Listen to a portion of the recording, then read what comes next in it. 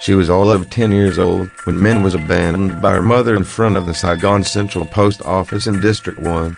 Min was also blind. After hours, her heart-rending cries caught the attention of the local police.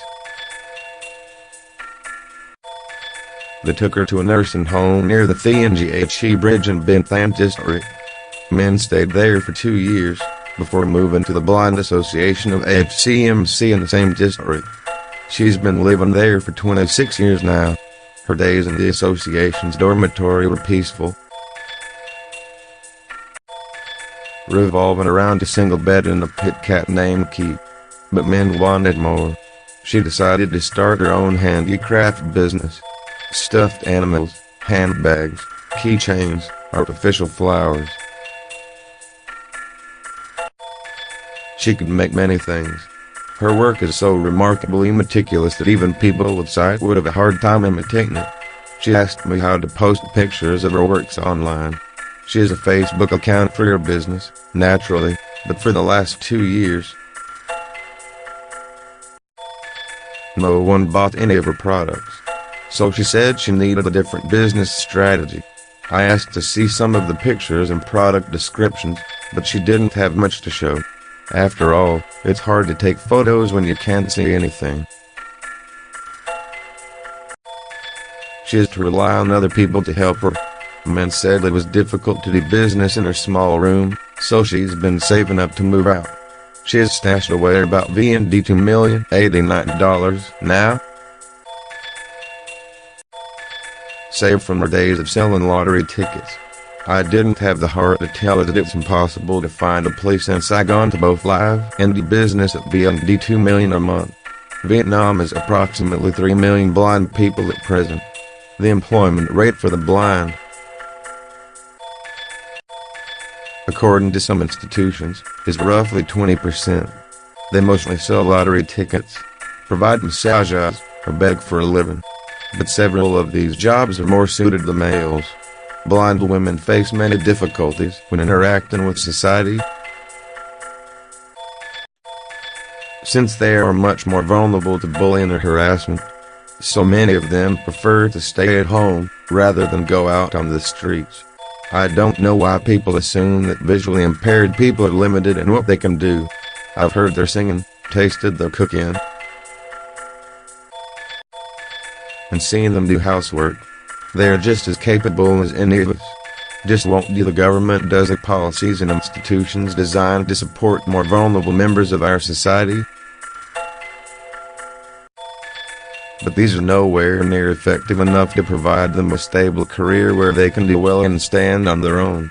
More importantly, the assistance offered is based on the assumption that the more vulnerable people, like the blind,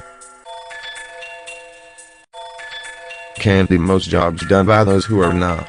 With this mindset that they are limited, somehow, people with visual disabilities in Vietnam are only taught simple jobs that generate little value and income.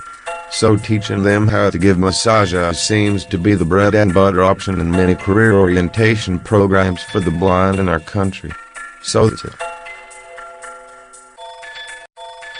They should join us in accepting that certain easier tasks are all that they can do. They should accept our assumptions, and that of the government, that they can barely get by. It is enough. It is high time we realize that it is not the blind people's handicap that deprives them of a better life, but society's blindness and bias. A 2008 report from the International Labor Organization of HCMC and the northern province of Quay said that after participating in career orientation programs, over 50% of blind people surveyed wanted to start their own business. But who's going to give them funds, or advice, logistical support? Who's going to do all that? If society still regards the blind as helpless people only suited to manual labor, there's more blind people aren't the only people excluded from Vietnam's startup zeitgeist. The same goes for farmers, ethnic minorities, people with other disabilities, and many other population segments.